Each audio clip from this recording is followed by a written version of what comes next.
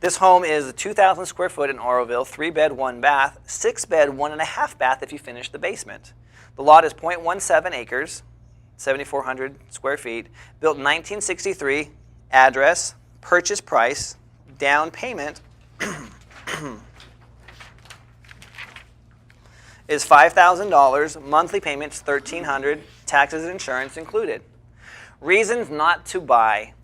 Has several broken windows that need to be replaced, needs major cleanup, toilet downstairs needs new wax, toilet upstairs needs new wax seal or something to stop the leaking, toilet downstairs will give you nightmares. Water or electricity has not been on in the house for almost a year, must have a down payment. If interested, text or call my phone number. We have 2 financing options for you. So now I'm giving them options. Now I learned this along the way. I learned this when I was stuck with a house that had a very low barrier to entry, and I'm like, well, you know what? I've already broke my cardinal rule. The lady was dying, so I bought the house for $5,000. I just stroked them a check for $5,000, took the property over, and she ended up dying like 3 days later. It was a sad situation. She was on hospice, but so we took care of all of that. And the husband was like, just take care of it. I just want $5,000. You can have the house. So we took care of all of that stuff. And so I didn't buy the property until I knew I had it sold. I just bought the property because I thought it was a good enough deal. Then I couldn't get it sold. And I'm like, crap, dang it, what's going on here? That's where I came up with the ideas. I'm like, what if I offered them 3 different options? And what I'm doing, as I'll show you here, is, so this one has 2 options, but on the other house that I practiced on, I had 3 options. The price would go up. Or as the down payment went up, monthly payment went down. As the down payment went down, monthly payment went up. And I was like, this is a cash flow deal for me anyway. I don't need the down payment, so let's just cash flow this thing. So that's the idea behind the whole options. But let's go ahead and read these things. So 2 options is the best option. Purchase price $206, $5,000 down, $1,300 a month. Option, the affordable option, $210,000. Down payment is $2,500, monthly payment $1,500, including taxes and insurance. So you can see what happens there, right? Excuse me. We sell our homes on monthly payments, not interest rates. In some cases, our interest rates are between 6% and 8%. If that's a concern for you, this might not be the best home for you and your family. Now, I said that because of my experience going down to Visalia, when some guy's like, 6% interest, I'm not paying that. I'm like, holy crap, what am I doing here? Driving down. So I always let them know, hey, these houses are going to have that type of interest rate. Your other option is to get a loan from your bank or refinance in a few years and get a better rate. So that's my ad. Any questions?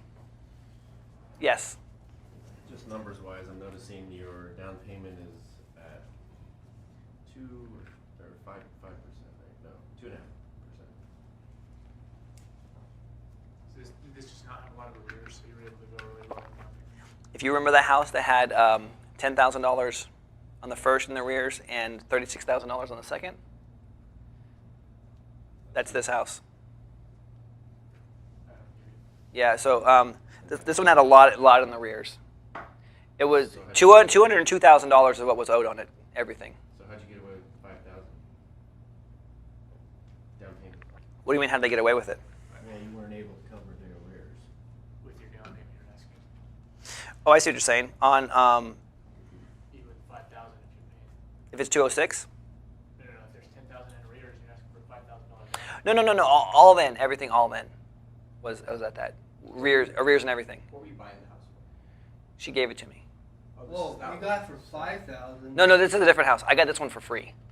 She gave me this house. She's like, I do not want this house. It is your house. Okay. Deeded it over to me. So this one had no arrears. No, it did have arrears. It had a first mortgage that had $10,000 behind, and it had a second mortgage that had it was just $36,000 was owed on it. The bank just wanted monthly payments. So how'd you pay the $10,000? I got a loan mod. You did that after you owned it. No, so that's a good question. So she already had a loan mod in place before she met me. She just couldn't afford the payments, and so the loan mod fell out. A trial mod did.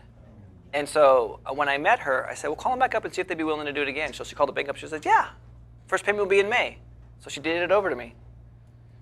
And that was how we did it. And it was vacant, or it was already vacant. It was not going to be lived in by her. The bank knew that, so what they did was called an in-house modification. Because traditional modifications, you have to be owner-occupied. This was a bank that sucks. Everyone knows they suck. It rhymes with Aquin. And they just did an in-house modification. They said, yeah, sure, we don't care. Modified it. So by the time you got it, there were no arrears. No. Yep. Because they had already verbally agreed to her that that's what they were going to do, and then she gave it to me. So So the modification just puts it to the back end of the loan. that's all they did. So she owed 155, took a 10, made it turn into 166. And then my payment's 933. So that was this particular property.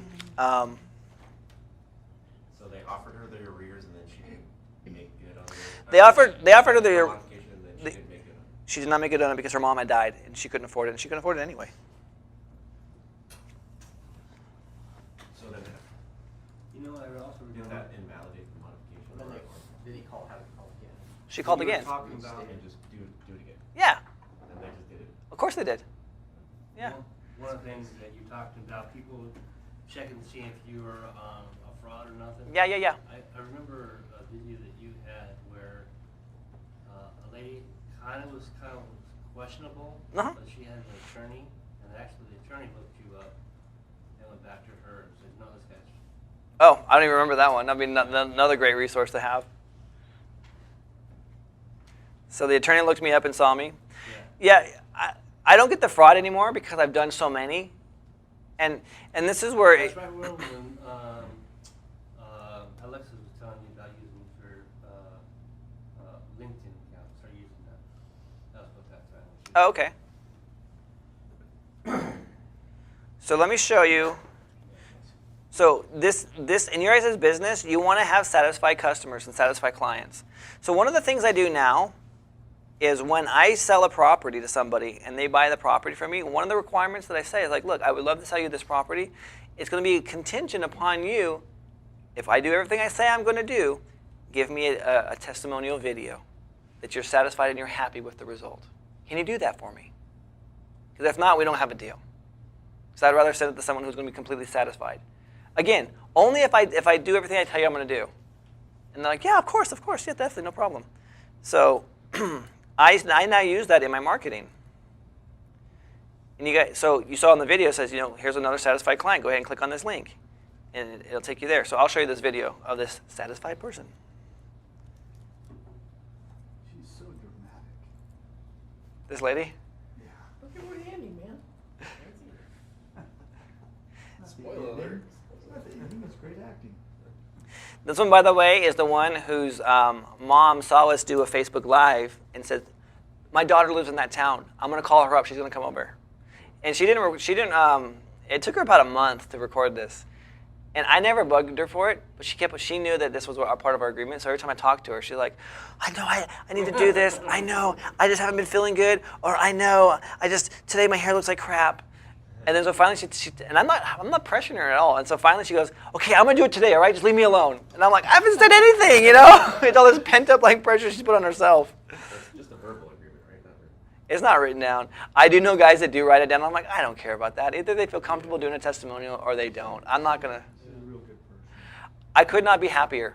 I couldn't be happier for the way that she did it. I'm like, dang, for someone that told me that she sucks on camera, I was like, this is pretty darn good. Shoot, where's it at? Oh, here it is. It's just taking forever.